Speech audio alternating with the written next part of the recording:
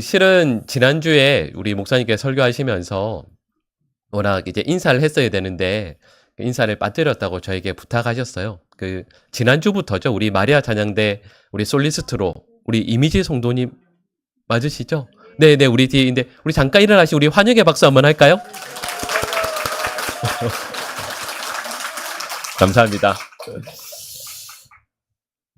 자, 이제 시작할 거예요. 네, 이제 설교 시작할 겁니다. 저희가 이제 예를 들면 부부가 이제 결혼해서 이제 좀 살다 보면 이렇게 변하는 게 있는 것 같아요. 그죠? 결혼해서 한 10년, 20년 살면 얼굴이 어떻게 돼요? 그죠? 이렇게 닮게 돼요. 어느 쪽이 기분 나쁜 쪽이세요? 저도 이렇게 늘 당하는 쪽이라 가지고. 근데 이제 부부 간에 이제 함께 살면 맞아요. 진짜 닮아가는 것 같아요. 늘 생각해보면 같은 것을 먹는 시간도 많고 또 같은 시간을 보내니까 언어도 삶도 늘 공유하니까 닮아가는 것 같아요. 근데 또 실은 부부 간에 저는 이제 남편이니까 남편으로 있으면서 예전에 어떤 목사님께 들었던 말씀인데 기억하는 아주 부담스러운 말씀이 하나 있습니다. 그게 뭐냐 하면 남편은 아내의 얼굴을 책임져야 한다라는 말이 있어요. 그리고 이게 아내가 예쁘다 안 예쁘다 이런 뜻이 아닌 거 아시죠? 네, 결혼 생활을 쭉 하다 보면 아내의 얼굴이 남편으로 인해서 네, 좋아질 수도 있고 또 아니면 불행해질 수도 있다라는 거겠죠. 뭐 제가 아내한테 한 번도 얘기한 적은 없는데 제가 실은 금요일부터는 늘 조심하려고 애를 씁니다. 그래야죠, 그죠? 주일인데 또 저 때문에 아내 얼굴이 안 좋으면 안 되겠죠? 근데 말씀드렸던 것처럼 남편은 아내의 얼굴을 책임져야 되고 또 실은 또 반대로 아내도 남편의 얼굴을 책임져야 되는 게 맞죠. 근데 좀 전에 말씀드렸던 것처럼 제가 들었던 이야기는 남편이 아내의 얼굴에 책임을 져야 한다라는 말인데 이 말이 왜 먼저 나왔냐면 실제로는 부부 간에 남편의 영향이 크다라는 것을 말씀하고 있겠죠. 배우자가 누구냐에 따라서 나의 인생이 정말 달라집니다. 이전에 참 행복하게 살아도 아니면 반대였어도 배우자로 인해서 인생이 완전히 180도 변하는 경우들을 우리는 많이 만나게 되죠. 이건 말씀드렸던 것처럼 남자든 여자든 똑같이 적용이 됩니다. 그런데 지금 시대는 그렇잖아요. 지금 이 시대는 여성들의 예를 들면 사회적인 지위라든지 경제적인 활동이라든지 이런 게 자유롭잖아요. 근데 여러분 2000년 전에 그러지 않았습니다. 특별히 성경 말씀이어서 쓰여지는 고대 근동 같은 경우에는 지금이랑 너무 다르죠. 어떤 분들은 이 고대 근동이 서양 문화권이라고 생각하시는 분들도 있는데 이스라엘에 있는 이 근동 지역은 실제로는 아시아 쪽에 훨씬 더 문화가 가깝습니다. 그러니까 가부장적인 문화 아니면 어떤 이렇게 좀 위계 질서나 이런 것들이 우리랑 훨씬 더 비슷해요. 그렇게 생각을 해보면 2000년 전에 고대 근동에서 여성의 행복이라는 건 누구에게 달려 있을까요? 어떤 남편을 만나느냐에 따라 달려 있습니다. 어떤 남편을 진짜 잘못 만나면 평생 불행할 수도 있고 또 남편을 잘 만나면 정말 행복할 수도 있겠죠. 근데 여러분 제가 이 이야기를 길게 하는 이유가 있습니다. 여러분 이 내용이 오늘 본문 말씀에 나오는 전제 내용이거든요. 성도의 행복은 어디에 달려 있는가? 구원받은 이후에 우리 성도들의 삶의 행복은 과연 무엇에 따라 결정되는가? 라고 했을 때 오늘 본문 말씀은 이렇게 말씀하는 거예요. 우리 성도의 행복은 우리가 율법과의 관계를 혹은 예수님과의 관계를 어떻게 하느냐에 따라 달려 있다라고 말씀하고 있는 거죠. 여러분 저희가 오늘 로마서 7장 1절에서 6절 말씀을 읽었는데 로마서 1장부터 16장까지 말씀 가운데서 실은 가장 어려운 말씀이 7장입니다. 7장 말씀을 학자들마다 바라보는 견해나 관점 자체가 너무 다양해요. 그래서 7장 말씀을 최대한 간단하게 좀 쉽게 설명하기 위해서 한 가지 예화로 시작하려고 하는데요. 예전에 읽었던 이동호 목사님의 책에 이런 이제 비유 내용이 나옵니다. 그 내용을 좀 제가 각색하거나 해서 잠깐 말씀을 드리겠습니다. C라는 여인이 있었습니다. ABC 할 때 왜 C? 네, 그 C라는 여인이 있었는데 이 여인을 보고 L이라는 남자가 한눈에 반해서 따라다니게 됩니다. 요즘에는 그런 경우가 잘 없죠. 근데 왜 옛날에는 그런 거 있어요. 왜 10번 찍어서 안 넘어가는 나무 없다고. 계속 찍잖아요. 계속 찍죠. 근데 뭐 지금은 이제 그렇게 잘못하면 안 되니까. 근데 이 L이라는 남자가 C라는 여자를 계속해서 도끼질을 합니다. 계속 구애를 하고 만나보자고 그러고 잘해주겠다 그러고 계속 그렇게 따라다닙니다. 그러니까 이 C라는 여인의 마음이 점점 흔들려요. 아, 이 남자가 나한테 정말 잘해주나 보다. 이렇게 한결같은 마음으로 나에게 이렇게 애를 쓰는 거 보니까 아, 이 남자랑 결혼해도 되겠다라고 하고는 이 L이라는 남자와 결혼하게 됩니다. 여러분 여기 우리 남성분들 있죠? 우리 처음에 다 그랬잖아요. 그죠? 처음에는 얼마나 잘해줍니까? 여러분 이러면 저만 나쁜 사람이 돼요. 여러분 우리 남자분들 그러셨죠? 네, 그죠? 처음에는 너무 잘해줘요. 왜 결혼할 때 이렇게 하거든요. 손에 물 한 방울 안 묻히게 해주겠다. 울 일 없게 해주겠다. 근데 여러분 이게 보통 해보면 한 2-3달은 갑니다. 몇 달은 가요. 몇 달 가고 나서 이 L이라는 남자분의 본색이 드러납니다. 이게 나쁜 건 아닌데 어떻게 하냐면 어느 날 이 C라는 여인에게 자기 부인에게 요만한 종이 몇 장을 건네는 거예요. 앞으로 결혼 생활에서 당신이 꼭 지켜야 할 것들을 쭉 써서 주는데 보니까 이게 엄청난 거예요.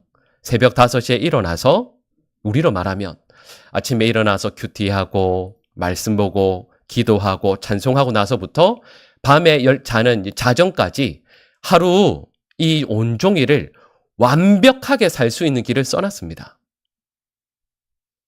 여러분 이게 뭐라고 할 수 없는 이유가 있어요. 2가지 이유가 있는데 첫 번째 이유는 이렇게 애써서 정말 애써서 살면 옆에 있는 사람들이 다 칭찬해 주는 거예요. 그럼 그 내용이 너무 좋은 내용들이거든요. 그러니까 그 내용대로 1달, 2달 정말 말 그대로 목숨 걸고 열심히 지킵니다. 근데 이렇게 지키다가 너무 힘든데 이게 또 힘들다고 할 수 없는 게 옆에를 보니까 남편이 또 어떻게 해요? 또? 이 남편은 그렇게 다 지키고 살아요. 그러니까 여러분 부인이 뭐라고 할 수는 없는 거죠. 근데 이게 너무 힘든 거예요. 몇 달 동안 그리고 1년 정도로 이렇게 사는데 이게 사람 사는 게 아닌 거예요. 5시부터 일어나서 어떻게 하고 이렇게 온종일 1분 1초의 흐트리짐 없이 완벽하게 살 것을 요구하니까요. 이게 어떻게 할 수가 없는 거예요. 그래서 이분이 C라는 여인분이 기도하기 시작했습니다. 뭐라고 기도했을까요? 하나님, 네, 이 남편을 빨리 데려가 주십시오. 아, 여러분 이게 실제 그렇게 하시면 안 되죠. 그렇게 하면 안 되죠. 그러니까 그 예화에 비유를 오늘 본문 말씀을 비유하기 위해서 이 C라는 여인분이 기도하기 시작합니다. 하나님, 내 남편을 제발 데려가 주십시오. 이렇게는 못 살겠습니다. 근데 하나님께서 또 들어주셨어요. 그래서 또 데려가셨어요. 그러니까 이 여인분이 얼마나 행복했던지, 얼마나 좋았던지 이렇게 이야기하는 거. 나 이제 다시는 절대 결혼 안 한다. 나 남자랑은 이제 절대 안 만날 거다. 근데 갑자기 그 C라는 여인분 앞에 어떤 정말 멋진 신사 한 분이 나타났습니다. 그리고 왔다 갔다 하는데 마음이 흔들리는 거죠. 야, 이 남자는 다르겠다. 근데 그리고는 이 남자분 J라는 남자가 이 C라는 여인에게 프로포즈를 합니다. 얼마 전까지만 해도 나 절대 안 한다고 했는데 근데 또 마음에 확신이 드는 거예요. 아, 이 남자는 진짜 다르겠다. 이 남자는 절대 안 그러겠다. 그리고 결혼을 했습니다. 근데 이 남자는 진짜 다른 거예요. 정말 사랑해주고 아껴주고 배려해줬습니다. 그냥 단순히 그 정도가 아니라 새벽에 일어나야 되는데 남편이 와서 이불을 덮어주면서 많이 피곤하지. 어제 늦게 잤는데 어제 너무 애썼는데 괜찮아요. 자요. 내가 할게요. 하고는 덮어주고는 남편이 대신 다 해주는 거죠. 이게 남편이 이 여인을 전혀 구속하지 않았습니다. 근데 그 남편의 사랑을 받으면서 이 C라는 여인의 삶이 점점 변화되기 시작하는 거죠. 너무 행복하게 살았습니다. 근데 어느 날 이제 예정에 없었던 대청소를 하기로 했어요. 남편이 이제 없는데 집을 깨끗하게 한번 치워봐야 되겠다. 그럼 이렇게 종일 온 집안을 열심히 청소하다가 벽장문을 열고 거기에 있는 짐들을 확 꺼냈는데 종이 몇 장이 우르르 떨어지네요. 근데 그 종이가 뭘까요?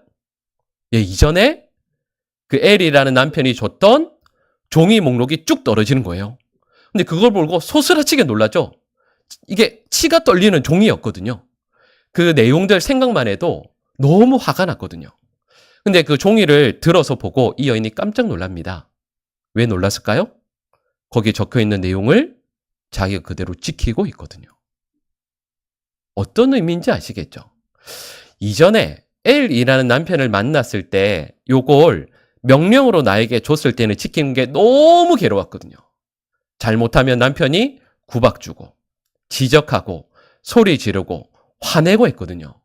근데 새롭게 만난 남편은 절대 그렇게 안 했는데 나를 그저 아껴주고 사랑해줬는데 그게 고마워서 하루하루 살다 보니 어느새 처음에 내 남편이 줬던 그 내용들 부지런하게 살아야 되고 온 힘을 다해서 최선을 다해야 겨우 지킬 것만 같았던 그 삶의 내용들을 기쁨으로 지키고 있는 걸 발견하게 돼요. 여러분, 이게 제가 좀 전에 말씀드렸던 이동호 목사님의 책에 나오는 그 예화의 내용입니다. 비유의 내용이죠. 여러분, 근데 여기에서 그 의미를 아시겠죠? 여러분, 제가 C라는 여인 했을 때 C가 누굴까요? 크리스찬, 우리 그리스도인들을 의미하겠죠. 첫 번째 남편이 L이라고 그랬잖아요. 누굴까요? 네, 율법을 의미합니다. 그리고 새롭게 만난 남편이 누굴까요? J라는 남편은 네, 예수님을 의미하는 거죠.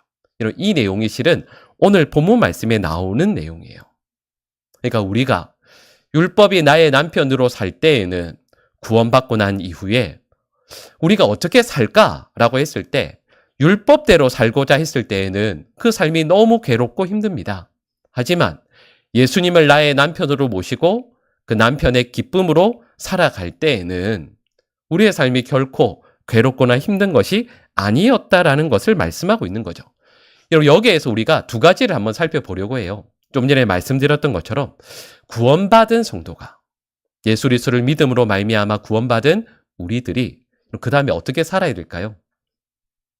여러분, 저희들이 어떻게 믿음의 삶을 살 것인가라고 했을 때 방법이 크게 두 가지가 있는 거죠. 그 하나가 뭐냐 하면 율법을 지키며 사는 삶이 있습니다.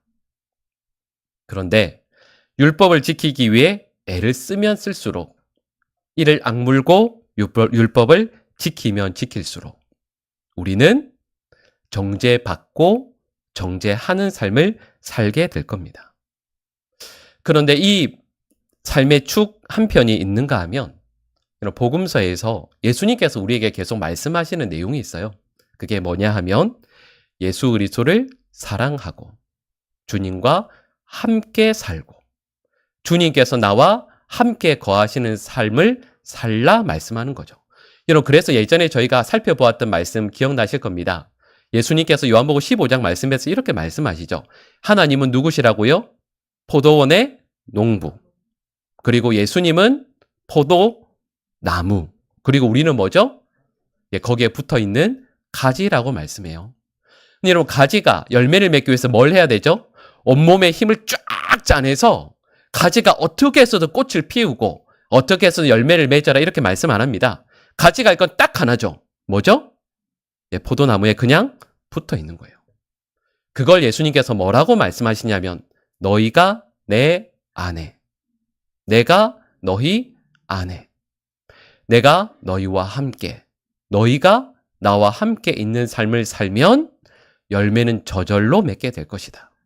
마음과 힘과 뜻을 율법을 지키고 율법에 나오는 내용들을 어기지 않도록 온 힘을 쏟을 게 아니라 너희 해야 될 것 딱 하나다. 예수님을 사랑하고 예수님과 늘 함께하는 삶을 살라. 그러면 너희는 시간이 가면 갈수록 예수님을 더 닮게 될 것이고 예수님께서 원하시는 삶을 너희 삶의 결과물들로 열매로 맺게 될 것이다. 여러분, 그래서 우리는 율법을 지켜서 성화의 삶을 사는 것이 아니라 예수님과 함께, 우리 주님과 늘 함께 살기 위해 애쓰고 주님을 사랑하고 여러분, 오늘 하루 사시면서 우리가 점검해야 됐던 게 바로 이건 거죠. 나 오늘 예수님 안에 있었는가? 예수님께서 내 심령과 삶에 함께 하셨는가? 그것 때문에 말하고 그것 때문에 행동했는가? 여러분, 이걸 오늘 본문에서 말씀하고 있습니다. 그러니까 이 말씀을 보면서 저희는 이런 결단을 해야죠. 하나님, 신앙생활을 하는 중에서 여러분 그렇잖아요. 우리 지켜야 될 거 얼마나 많아요. 여러분, 저도 어렸을 때 전에 몇 번 말씀드렸지만 아주 보수적인 교단에서 자랐거든요. 지켜야 될 거 정말 많습니다. 그리고 안 지키면 보통 어디 간다고 그래요? 지옥 간다고 말 많이 들어요. 옆에 있는 집사님 권사, 저러다가 지옥 가는데 이 말, 하는 말 진짜 많이 들어요. 여러분, 지켜야 될 게 얼마나 많습니까? 저 어렸을 때 자랄 때에는 주일에 돈은 다른 데서 쓰면 안 돼요. 저 걸어 다녔어요, 먼 데서. 서울은 안 그렇죠? 지방은 돈도, 헌금도 빳빳하게 다려서 그거 이렇게 헌금하고 오차님부터 시작해서 말하는 것 뭐 하나 잘못하면 여러분 그거 어긴다고 말 많이 들어요. 여러분, 그런데 성경은 저에게 이렇게 말씀하는 거죠. 너희 신앙의 삶 가운데에서 지금 하고 있는 모든 행위들이, 모든 말들이 예수님을 사랑함으로 하고 있는 것인가? 예수님 안에서, 예수님께서 너희 안에 임하시기 때문에 이 모든 것들을 하고 있는가? 이것들을 하나하나 점검하면서 주님을 더 사랑하며 주님 안에 거하고자 할 때 우리는 주님께서 기뻐하시는 열매를 하나하나 맺게 될 것임을 말씀하고 있는 거죠. 그러니까 이 말씀을 대하면서 우리는 다시 한번 결단해야 돼요. 율법 조항 하나하나 얽매이는 삶이 아니라 예수님의 마음을 더 깊이 알아가고 그 예수님의 뜻과 마음에 순종하는 삶을 살아갈 것을 결단하는 저희 모두 되기를 간절히 소망합니다. 여러분, 이게 첫 번째 내용인데, 여러분 제가 조금 전에 예화로 이야기했던 거 여러분 어렵지 않은 거 기억 쭉 나시죠? 근데 그 내용과 오늘 본문 말씀에 실은 차이가 하나 있어요. 그러니까 조금 전에 제가 들었던 예화와 오늘 본문 말씀이 실은 틀린, 그러니까 예화가 잘못된 내용이 하나가 있습니다. 그게 뭐냐 하면 우리 오늘 본문 1절 말씀을 같이 한번 읽어보실까요? 형제들아 내가 법 아는 자들에게 말하노니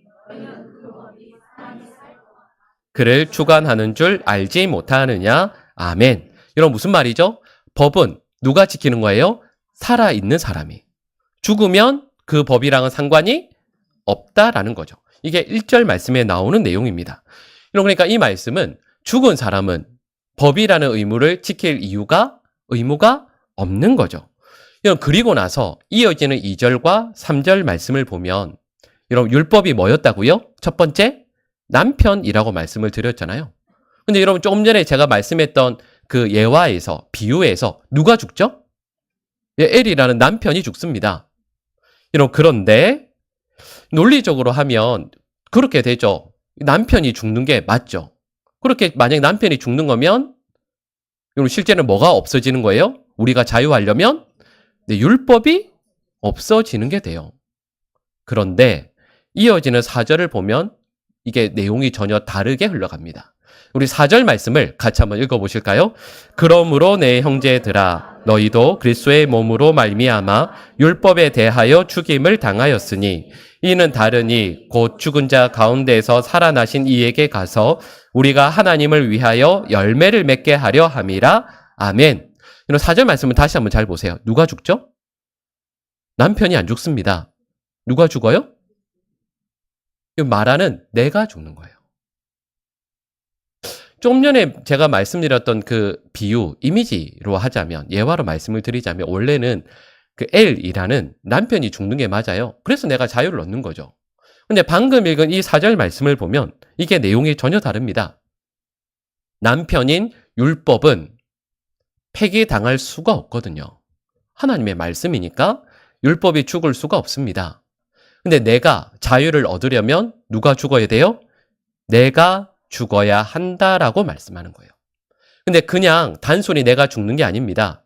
이 말씀의 내용이 뭐냐 하면 내가 죽되 예수 그리스도와 연합하여 십자가에서 내가 죽고 그리고 이 말씀을 다른 본문에서는 뭐라고 말씀하냐면 자기 십자가를 지고 자기를 부인하고 이렇게 말씀하는 거죠.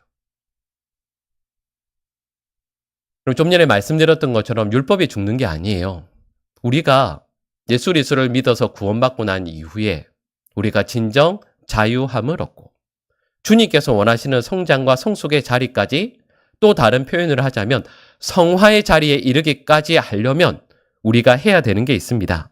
그게 뭐냐 하면 내가 예수님과 연합해서 먼저 죽고 예수님과 함께 사는 것을 의미하는 거죠.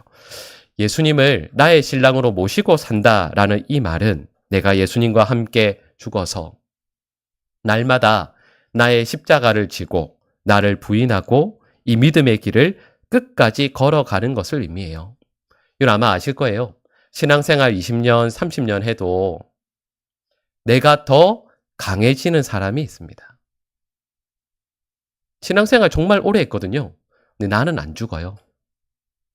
내 이름 석자가 너무도 선명하게 살아있는 사람이 있어요. 아, 이분의 성격이 이랬지. 이분의 말투가 그랬지. 그런데 또 이런 분도 있죠. 예수님 믿고 나서 그분의 이름 석자는 진짜 죽고 예수님만 살아있는 사람이 있습니다. 그거 말씀하는 거예요. 예수 그리스도로 말미암아 구원을 받아요. 그러면 그 다음에 우리 어떻게 살아야 돼요? 율법이 지키며 사는 길 하나와 예수님과 함께 온전히 죽어서 예수님께서 내 삶에 살아가는 그 방식이 있다라는 걸 말씀하는 거죠. 그리고 우리는 어떻게 해야 될까요? 예수님과 함께 죽어야 하고. 그래서 신앙생활을 하면 할수록 예수님의 마음, 예수님의 성품, 예수님의 뜻이 나타나는 믿음의 사람이 되어야 한다라는 거죠.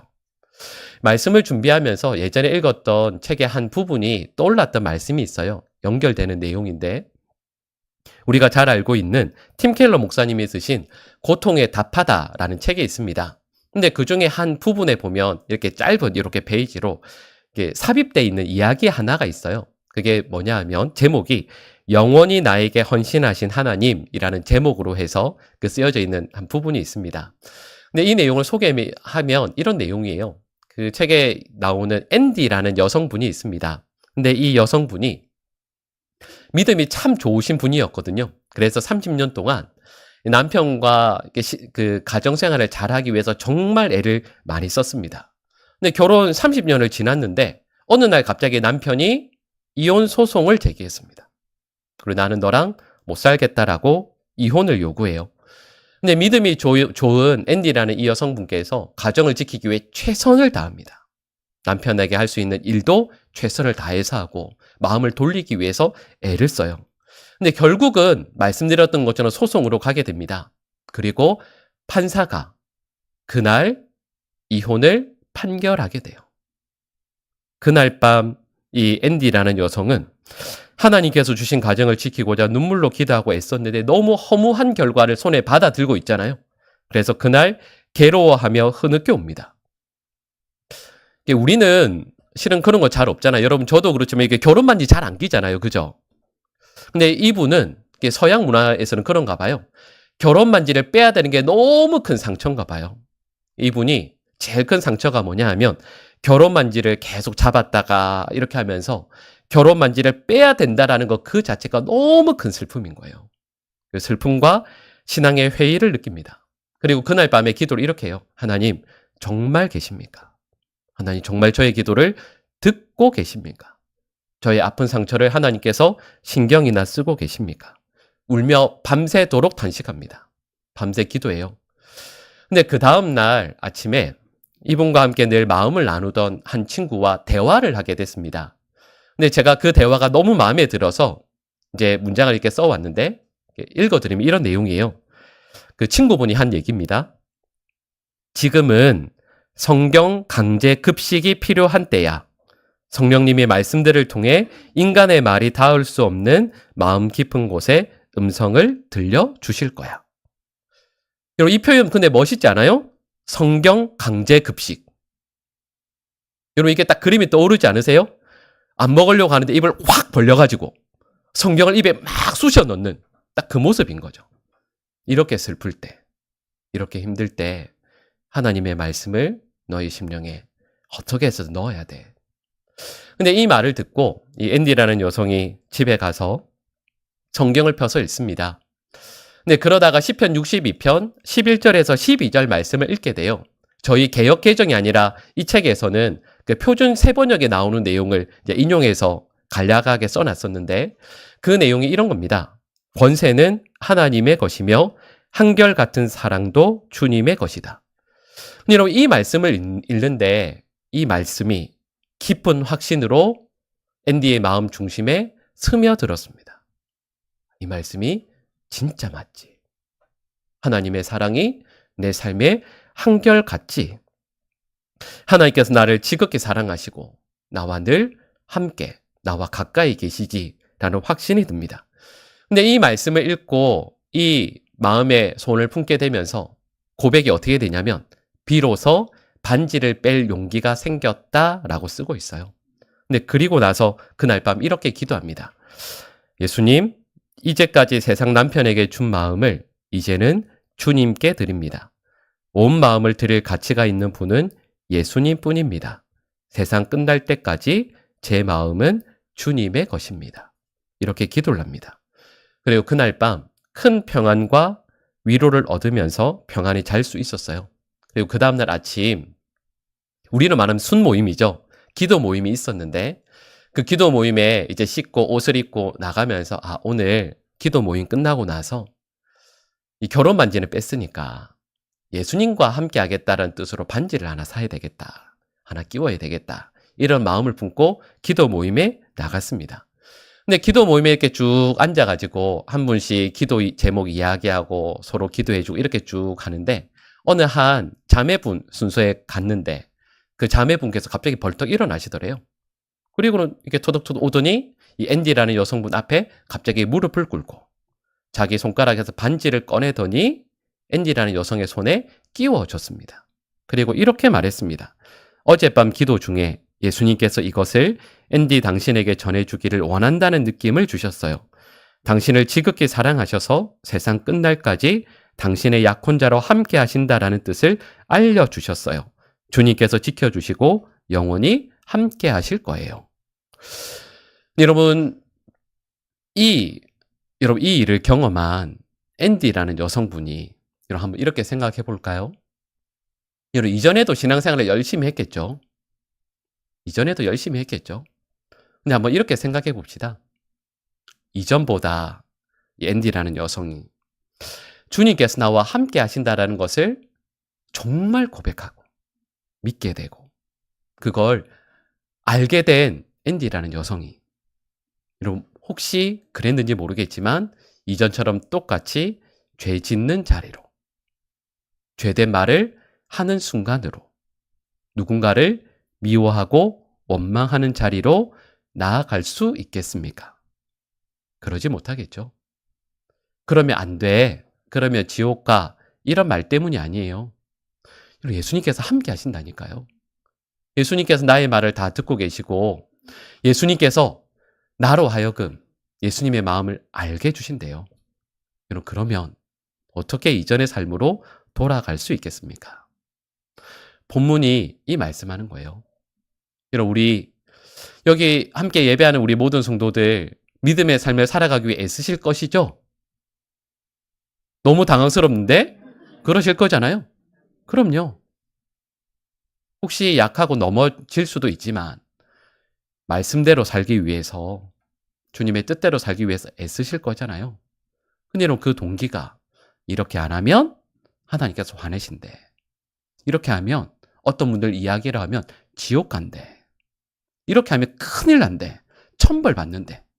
그런 것이 아니라 저희들이 우리의 온 마음을 예수님을 사랑하고 예수님과 함께 있는 데 두면 우리의 삶은 분명히 예수님께서 원하시는 대로 날마다 변화되어질 것입니다. 여러분 그리고요. 여러분 이걸 위해서 우리가 꼭 해야 될 게 있어요. 우리 신앙생활의 연수가 더해지면 더해질수록 주님과 함께하는 삶을 위해서 꼭 해야 되는 것. 예수님과 함께 죽어야 돼요. 신앙생활을 오래 했는데 나의 원함, 나의 뜻을 위해서 예수님을 이용하거나 예수님을 내 손에 잡고 이리저리 흔드는 게 아니라 내가 원치 않아도 예수님께서 이곳으로 끌어가시면 그곳에 순종하여 나아가고 예수님께서 이 말씀하시면 그 말씀 지키기 위해서 애쓰고 왜냐하면 신앙생활은 내가 더 사는 게 아니라 예수님과 함께 죽는 것이기 때문이죠. 근데 참 이상하게도 오늘 본 말씀이 이렇게 말씀하는 거예요. 예수님과 함께 죽으면 진정한 자유를 누리게 될 것이다. 진정한 성도로 살아가게 될 것이다. 진정한 성화가 무엇인지를 알게 될 것이다. 그리고 지난번에 제가 그런 말씀드렸는데 지난번 주일에 그런 말씀드렸죠. 여러분 저는 가끔 그런 생각을 해요. 여호와 하나님의 선하심을 맛보아 알지어다 이렇게 말씀했는데 여러분 선하심을 맛보셨어요? 여러분 저는 모든 성도들이 우리 하나님의 선하심을 맛보아 아는 믿음의 백성들 되시기를 간절히 축복합니다. 정말 그러셔야 돼요. 내가 원하는 대로 살고 내가 원하는 대로 예수님을 끌어가고 이전과 그냥 똑같은 율법 조항에 얽매인 신앙생활을 하면 하나님의 선하심을 절대 맛보아 알 수 없습니다. 예수님과 함께 죽고 예수님의 마음을 알기에 기쁨으로 감사로 순종해서 하루하루 살아가다 보니 이런 신앙생활 10년하고 20년 했는데 어느 순간 예수님을 정말 많이 닮아 있는 우리 모든 하나님의 백성들 되시기를 간절히 축복합니다. 우리 함께